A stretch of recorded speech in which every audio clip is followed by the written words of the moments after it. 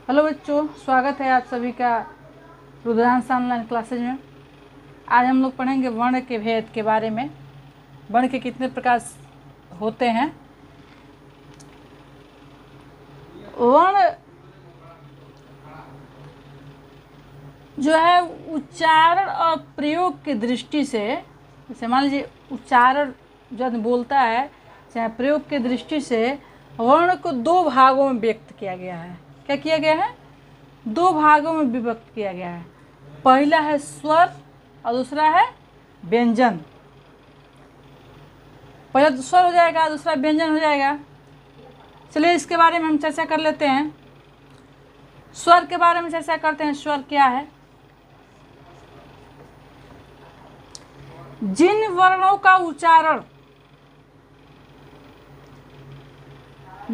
वर्णों का उच्चारण बिना किसी अवरोध के या बिना किसी रुकावट के दूसरे वर्ण की सहायता से होता है, उसे स्वर कहते हैं। हिंदी में स्वरों की संख्या कितनी है? 11 है। 11 स्वर हैं।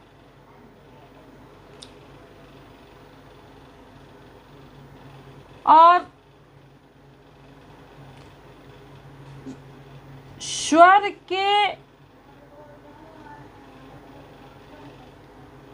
के भी 3 भेद हैं। स्वर के भी 3 भेद हैं। कितने भेद हैं? 3 प्रकार हैं, जो इस तरह से हैं: ह्रस्व स्वर, दीर्घ स्वर और प्लुत स्वर। ह्रस्व स्वर किसे कहते हैं? जिन स्वरों के उच्चारण में सबसे थोड़ा समय लगता है, यानी कम समय लगता है, अथवा एक मात्रा का समय लगता है, उसे ह्रस्व स्वर कहते हैं। जैसे मान लीजिए अ, ई, उ और री, इनकी संख्या 4 है। ह्रस्व स्वर की संख्या कितनी है? 4 है।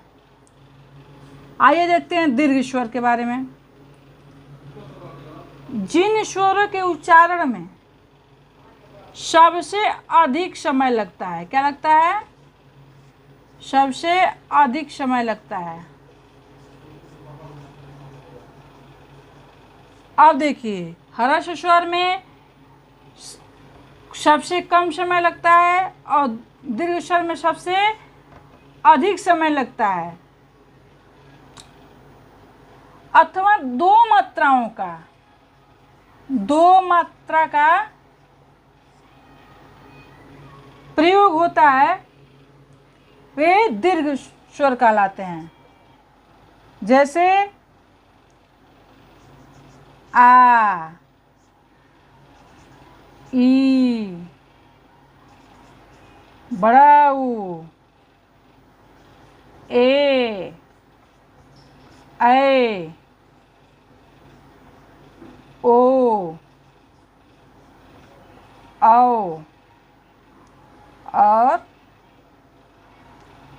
इसकी संख्या कितनी है? 7 है।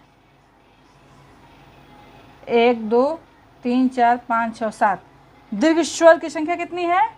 7 है। और ह्रस्व स्वर की संख्या कितनी है? 4 है। चलिए अब एक आता है प्लुत स्वर। जिन स्वरों के उच्चारण में सबसे अधिक समय लगता है, ये प्लुत स्वर कहलाते हैं। कम समय, अधिक समय, इससे भी अधिक समय लगता है प्लुत स्वर में। इसका प्रयोग जैसे